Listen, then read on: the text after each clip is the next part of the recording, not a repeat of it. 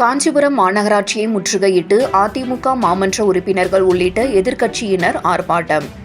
திமுக கட்சியின் மாமன்ற உறுப்பினர்களின் துணையுடன் காரில் ஏறி வெளியே செல்ல முயன்ற ஆணையரின் காரை மடக்கி அதிமுக மாமன்ற உறுப்பினர்கள் நடு ரோட்டில் அமர்ந்து மறியலில் ஈடுபட்டதால் மீண்டும் அலுவலகத்தை நோக்கி ஓடிய ஆணையாளரால் பெரும் பரபரப்பு. காஞ்சிபுரம் மாநகராட்சியில் 51 வார்டுகள் உள்ளது. மாநகராட்சியில் 32 திமுக, விசிக 2, சுயேட்சிகள் 1 என 35 உறுப்பினர்களும், அதிமுக 8, தமிழ் மாநில காங்கிரஸ் 1, பிஜேபி 2, பாமக 2, சுயேட்சிகள் 3 என மொத்தம் 16 எதிர்க்கட்சி மாமன்ற உறுப்பினர்களும் உள்ளனர். நிர்வாக பணிக்காக மாநகராட்சி 4 மண்டலங்களாக பிரிக்கப்பட்டு பொதுமக்களுக்கு தேவையான குடிநீர், சாலை வசதி, தெருவிளக்கு, பாதாள சாக்கடை, குப்பைகளை கையாள்வது உள்ளிட்ட சேவைகள் மேற்கொள்ளப்படும் என தெரிவிக்கப்பட்டது. திமுக ஆட்சிக்கு வந்த நாளிலிருந்தே எதிர்க்கட்சி மாமன்ற உறுப்பினர்களின் வார்டுகளுக்கு எந்தவித மேம்பாட்டு பணிகளும் செய்யவில்லை என்ற குற்றச்சாட்டு தொடர்ந்து எழுந்து வருகிறது. மேலும் கடந்த 2 மாதங்களாக மாமன்ற உறுப்பினர்களின் மாதாந்திர கூட்டமும் நடைபெறவில்லை. 6/12/2023 நடைபெற்ற கூட்டத்தில் மேயரை தவிர 50 மாமன்ற உறுப்பினர்கள் கலந்து கொள்ளும் கூட்டத்தில் 13 மாமன்ற உறுப்பினர்கள் மட்டுமே கலந்து கொண்டனர். தமிழ்நாடு உள்ளாட்சி அமைப்புகள் விதிகள் 2023 பிரிவு 158 உட்பிரிவு 2 படி ஒரு சாதாரண கூட்டம் நடைபெற வேண்டுமென்றால் மன்ற தலைவரையும் சேர்த்து 1/4 பங்கு உறுப்பினர் இருந்தால் மட்டுமே அந்த கூட்டம் செல்லுபடியாகும்.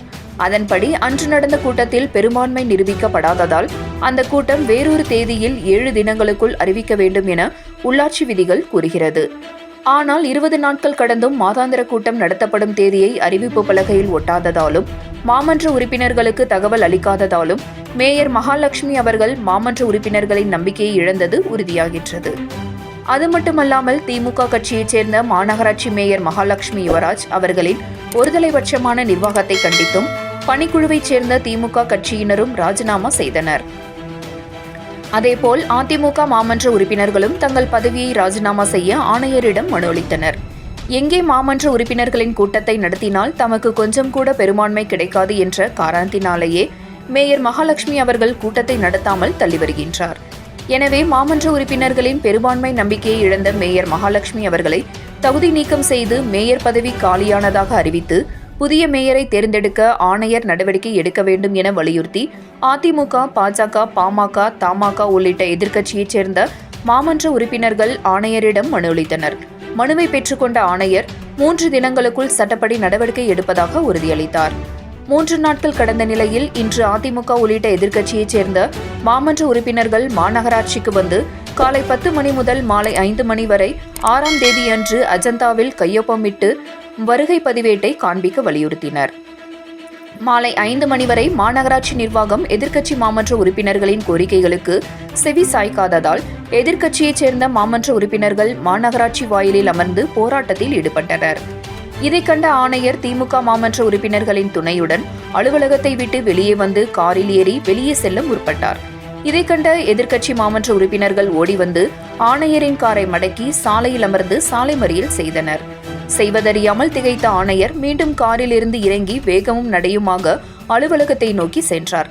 பின்தொடர்ந்து சென்ற மாமன்ற உறுப்பினர்கள் வருகை பதிவேட்டை காண்பித்தால்தான் எங்கள் போராட்டத்தை விலக்கிக் கொள்வோம் என கூறியதால் மாநகராட்சி அலுவலகம் அருகே மிகுந்த பதட்டம் காணப்பட்டது.